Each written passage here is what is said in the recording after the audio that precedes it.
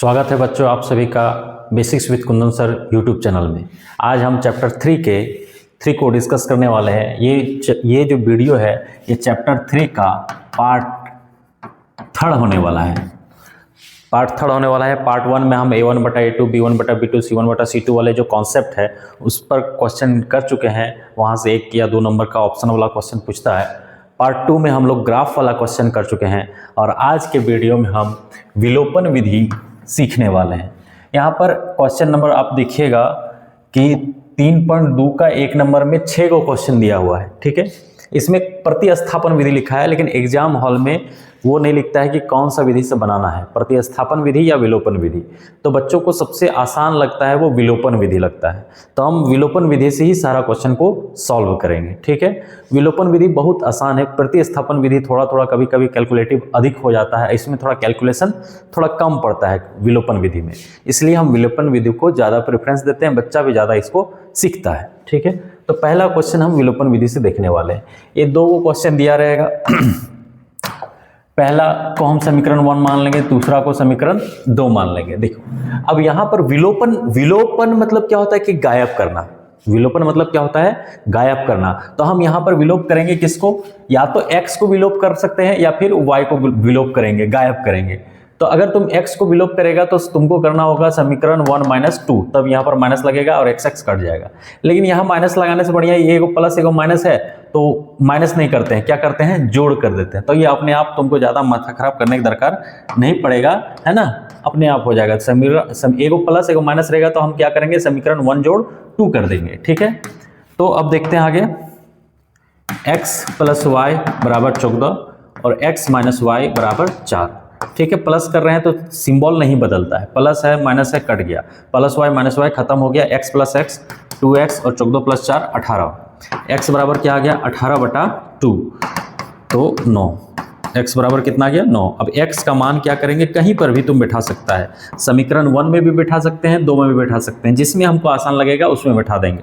तो x का मान समीकरण 1 में रखने पर रखो x + y = 14। x का मान कितना है, 9 + y = 14। तो y बराबर क्या आ गया, 14 - 9, तो आ जाएगा 5। ये हो गया आंसर। एक ये आंसर हो गया और एक ये आंसर हो गया। ठीक है, ये हुआ विलोपन विधि का पहला क्वेश्चन सॉल्व कर दिए। अब दूसरा क्वेश्चन भी देखो, इसी तरह सब क्वेश्चन एकदम आराम से बनेगा। ठीक है, ये देखिए पहला क्वेश्चन तो ठीक है, s - t = 3 है, लेकिन दूसरा वाला थोड़ा सा क्या कर दिया है, बटा में दे दिया है, तो इसको हम इस रूप में कन्वर्ट करने का प्रयास करेंगे। ठीक है, तो हम 3 और 2 का लॉसो निकाल लेते हैं, क्या हो जाएगा, 6। ये 2 इसके साथ गुना हो जाएगा तो हो जाएगा 2s प्लस ये 3 इसके साथ गुना हो जाएगा तो 3t = 6। अच्छा, ये 6 है, भागा में है, बट्टा में है, इधर जाएगा तो क्या हो जाएगा, गुना हो जाएगा, तो 6 × 6 और इधर हो जाएगा 2s + 3t। यहाँ हो गया 36 और यहाँ हो गया 2s + 3t। इसको हम समीकरण 2 मान लेंगे। ठीक है, हम समीकरण 2 इसको नहीं माने हैं, है ना, इसको आगे बढ़ा के हम 2 माने हैं। ठीक है, अगला अब हम लोग बात करते हैं। देखिए अब हम क्या बोलें कि s या t को गायब करना है। यहाँ s क्या है, 1s है, यहाँ 2s है और यहाँ 3t है और यहाँ 1t है। तो हम अगर क्या करेंगे, देखो गायब करने के लिए या तो t को बराबर करो या फिर s को बराबर करो। अगर s को बराबर करते हैं तो यहाँ भी प्लस है और यहाँ भी प्लस है, तो माइनस करना होगा। लेकिन एगो माइनस है एगो प्लस है, तो हमको सिंपल तब जोड़ कर देंगे, तो हम t को बराबर करने का प्रयास करते हैं। तो हम लिखेंगे क्या, समीकरण 1 को 3 से गुणा करने पर। ठीक है, तो समीकरण 1 लिखो, s - t = 3, इसको 3 से गुना करो, 3 × s 3s, 3 × -t -3t और 3 × 3 9, इसको समीकरण 3 मान लेंगे। अब हम क्या करेंगे, सिंपली समीकरण 3 जोड़ 2 करेंगे। तो समीकरण 3 क्या है, 3s - 3t = 9 और समीकरण 2 क्या है मेरा, 2 नहीं 1, हाँ समीकरण 2, तो 2 मेरा क्या है, 2s + 3t = 36। देखो -3t + 3t खत्म, गायब, विलोप। ठीक है, 3s + 2s कितना हो गया, 5s और 36 + 9 कितना हो गया, 45। s बराबर क्या होगा, 45/5, है ना। 5 9 45, s का मान कितना आ गया 9। अब s का मान तुम कहीं भी बैठा सकता है, 1 में भी बैठा सकता है, 2 में बैठा सकता है, 3 में भी बैठा सकता है। देखो इस सब में 2 में बैठाने से तुमको कैलकुलेशन ज़्यादा करना पड़ेगा, इसमें बैठाएंगे तुरंत आंसर आ जाएगा। ठीक है, तो हम लिखेंगे s का मान समीकरण 1 में रखने पर, तो s माइनस टी बराबर 3, तो यहाँ 9 माइनस टी बराबर 3, इस माइनस टी को उठा के उधर ले जाओ, प्लस टी हो गया, और 9 अपना जगह में, प्लस 3 को उठा के इधर ले आओ, तो ये क्या हो जाएगा -3, तो 9 में 3 जाएगा तो 6 टी, 6 बराबर टी, यानी कि टी बराबर 6। एक आंसर ये हो गया, एक आंसर ये हो गया। आशा करते हैं आपको ये क्वेश्चन समझ में आया होगा। आप चाहें तो इसको पॉज करके लिख भी सकते हैं, नोट डाउन कर सकते हैं। अगला क्वेश्चन ये देखिए, ये तो अब हम 3 नंबर क्वेश्चन देखते हैं। ये क्वेश्चन जो है ये विलोपन विधि से नहीं बनेगा। ठीक है, क्यों नहीं बनेगा? क्योंकि ये जो है इसमें x का मान अपरिमित रूप से अनेक हल आएगा। ठीक है, जो है हल बहुत सारा आएगा, और हम विलोपन विधि से हल वैसा x और y का एक हल आता है, यानी कि विलोपन विधि से ये नहीं बनेगा, है ना। तो प्रतिस्थापन विधि लगाते हैं। प्रतिस्थापन विधि तब इससे सीख लेते हैं क्या होता है। तो हम मान लेते हैं समीकरण 1 से, समीकरण 1 को लिखते हैं 3x माइनस वाई बराबर 3। तो 3x बराबर क्या होगा, 3 माइनस वाई उधर जाएगा तो प्लस वाई, और x बराबर क्या हो गया 3 प्लस वाई बटा 3। अब इसको हम समीकरण 3 बना देते हैं, है ना, या फिर जो भी है इसका x का वैल्यू रख देते हैं, लिखेंगे बोलेंगे x का वैल्यू या फिर x का मान समीकरण 2 में रखने पर, देखते हैं 9x माइनस 3y बराबर 9। 9x के जगह पर क्या रखना है 3 प्लस वाई बटा 3 माइनस 3y बराबर 9। तो ये 3 इधर आ जाएगा, ये 3 3 कट जाएगा, तो आ जाएगा 3 3 9 plus Y plus 3y minus 3y बराबर 0। तो देखो फिर से यहाँ plus 3y minus 3y cut रहा है, मतलब आ नहीं रहा है क्या, तो ये कैलकुलेशन नहीं हो पा रहा, तो यही आंसर छोड़ दो। यहाँ पर क्या बोलेंगे, ये अपरिमित रूप से अनेक हल है। क्या बोलेंगे, अपरिमित रूप से अनेक हल। ठीक है, अपरिमित रूप से, ये क्वेश्चन नहीं पूछेगा क्योंकि इसका कोई हल ही नहीं आ रहा है। ठीक है, अब हम अगला क्वेश्चन देखते हैं।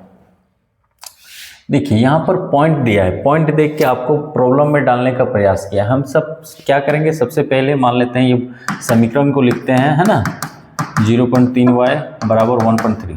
देखिए पॉइंट के बाद एक अंक तो बटा 10 लगेगा, है, पॉइंट के बाद एक अंक बटा 10, तो यहाँ भी 10। ठीक है, यहाँ से 1/10 कॉमन निकाल लो तो बचेगा 2x प्लस 3y, है ना, और यहाँ पर क्या बचेगा, यहाँ भी 1/10 कॉमन निकाल ले तो ऐसे 13। क्या ये और ये खत्म हो सकता है, हो गया। अब हम बोल सकते हैं कि 2x प्लस 3y बराबर 13। अब ये मेरे लिए आसान लग रहा है, वैसा ही क्वेश्चन लग रहा है जैसा पहले बनाया हुआ था, पॉइंट का झंझट नहीं है। इसी तरह अगला वाला भी हम कर सकते हैं, 0.4x है ना, 0.5y है, 2.3 है, तो पॉइंट हटाओ, पॉइंट के बाद एक अंक तो 1 0, पॉइंट हटाओ, पॉइंट के बाद एक अंक तो 1 0, है ना, 1 0। तो यहाँ से 1/10 कॉमन निकाल लो तो यहाँ बचेगा 4x प्लस 5y बराबर 1/10, है ना, और 23। ये 1/10 खत्म हो गया, तो 4x प्लस 5y बराबर 23। ये समीकरण 2 बना लो। ठीक है, अब देखो किसको बराबर कर सकते हैं, ये 2x है, यहाँ 4x है, इस समीकरण 1 को अगर 2 से गुना कर दें तो x बराबर हो जाएगा। ठीक है, तो हम लिखेंगे समीकरण 1 को 2 से गुना करने पर, तो समीकरण 1 ये है, क्या है, 2x प्लस 3y बराबर 13, है ना। इसको क्या करेंगे, 2 से गुना करेंगे, 4x प्लस पूरे को गुना करेंगे, है ना, पूरे समीकरण को ही 2 से गुना करेंगे, 6y 13 दूनी 26। ये समीकरण 3 हो गया। अब क्या करेंगे, सिंपली करेंगे समीकरण, देखो जब सिंबल सेम हो, यहाँ भी प्लस है यहाँ भी प्लस है, तो घटा तो क्या होगा, तब घटा होगा। समीकरण 3 घटा 2। समीकरण 3 क्या है? 4x प्लस 6y बराबर 26 और समीकरण ये 4x प्लस 5y बराबर 23 प्लस है तो देखो माइनस करेंगे तो प्लस है तो माइनस, प्लस है तो माइनस, प्लस है तो माइनस, ये खत्म हो गया। 6 में 5y गया तो y बचा और 26 में ये 3, y का मान कितना आ गया? 3 आ गया।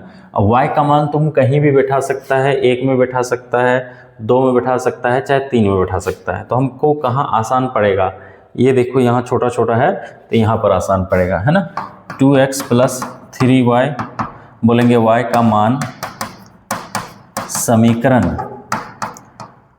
1 में रखने पर, 1 में रखने पर तो 2x प्लस 3y बराबर 13, तो 2x प्लस 3 y के जगह पर 3, 13 है ना, 3 दूनी नहीं सॉरी 3 तिया 9 बराबर 13 और यहाँ 2x है तो 13 प्लस 9 उधर जाएगा तो माइनस 9, यहाँ 2x है तो 13 में 9 गया तो 4 है, 2 गुना है भागा हो जाएगा तो x बराबर कितना आ गया? 2, एगो 2 और एगो 3, आंसर आ गया। ठीक है, तो ये है विलोपन विधि। पहले क्या किया, हम पॉइंट को हटाएं, ठीक है, उसके बाद मेरा सिंपल जो समीकरण मिलता है वैसा समीकरण मिल गया। अब हम अगला क्वेश्चन में आएंगे, देखते हैं इसमें क्या है। इसमें रूट लगा हुआ है, ठीक है, तो हम क्या करेंगे, चलो x को बराबर करें, y तो बराबर हो नहीं होगा, लेकिन थोड़ा y को बराबर करने के लिए तुमको इसको √8 से और इसको √3 से गुना करना होगा। अगर नहीं, ठीक है, दोनों में वही करना होगा।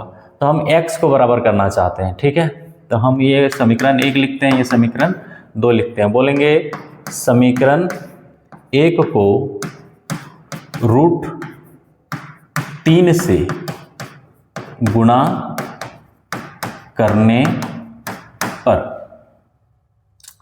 ठीक है, या फिर रूट को कॉमन नहीं, ठीक है, तो चलो √3 इसको करते हैं, √2x प्लस √3y बराबर 0। इसको क्या करेंगे, √3 से गुना करेंगे तो √6x प्लस देखो √3 गुना √3 क्या हो जाएगा? 3y बराबर 0। ये समीकरण इसको 3 मान लेते हैं, ठीक है। इसी तरह अगर हम अब समीकरण 2 को क्या करेंगे, समीकरण 2 को √2 से गुणा करने पर, तो समीकरण 2 लिखते हैं पहले, √3x माइनस √8y बराबर 0। इसको कितना से गुना करने बोले हैं? तो √2 से, तो यहाँ भी √6x माइनस 8 दूनी 16 आ जाएगा यहाँ, ठीक है, 16y बराबर 0।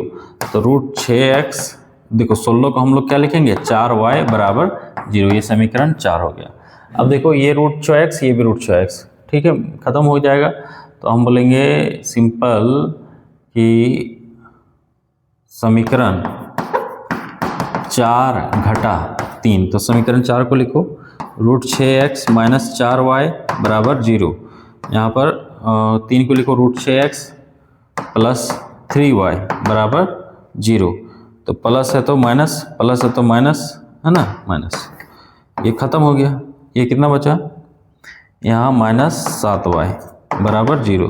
तो y बराबर क्या आएगा, 0 बटा -7, यानी कि y बराबर 0। ठीक है, अब y का वैल्यू कहाँ पुट करेंगे, मान लीजिए यहाँ पर पुट कर देते हैं, कहीं पर भी पुट करते हैं, 3 में कर दो चाहे 4 में कर दो, तो 3 में पुट करते हैं। y का मान समीकरण 3 में रखने पर, तो ये √6x प्लस 3, y का मान कितना है 0, तो 0 रख दिए बराबर 0। देखो ये कितना हो जाएगा, ये भी 0 हो जाएगा बराबर 0, ये √6x हो जाएगा। तो भाई अब देखो x बराबर √6 इधर आ जाएगा तो √0 बटा √6, तो x का भी मान कितना आ गया 0। तो ये हो गया वैल्यू तुम्हारा, x और y का वैल्यू 0 0 आ गया। ठीक है, अब हम अगला क्वेश्चन देखते हैं, ये लास्ट क्वेश्चन है। इसमें वही करेंगे, पहले हम इसको क्या करेंगे, सिंपल करेंगे, है ना। तो ये मान लेते हैं समीकरण 1 है, ये समीकरण 2 है, समीकरण 1 को पकड़ते हैं, है ना। ये 2 माइनस 5y बटा 3 बराबर -2, इसका लॉसो निकालते हैं, 6 आएगा, 3 इसके गुना होगा 9x माइनस 10y बराबर -2। अब 6 इधर चला जाएगा तो -12 हो जाएगा, ये 9x माइनस 10y, ये हो गया समीकरण 3। इसी तरह समीकरण 2 लिखते हैं, x+x/3 प्लस y/2 बराबर 13/6, है ना। अब यहाँ पर फिर से वही 3 दूनी 6 लो 102, इसके साथ गुना होगा 2x, 3 इसके साथ होगा 3y, है ना, और ये 13/6, ये 6 कट जाएगा, खत्म।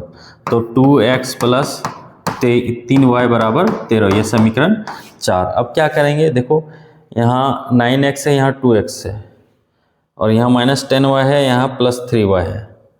तो यहाँ पर तुमको दोनों में गुना करना होगा, इसको 2 से गुना करना होगा, इसको 9 से गुना करना होगा, या फिर इसको 3 से, y को बराबर करना चाहें तो इसको 3 से और इसको 10 से।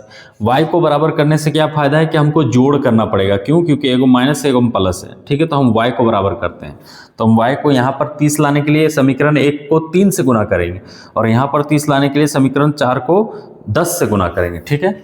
तो हम बोलेंगे समीकरण 3 को 3 से गुना करने पर, तो चलिए यहाँ पर गुना कर देते, नहीं तो फिर लंबा हो जाएगा, है ना।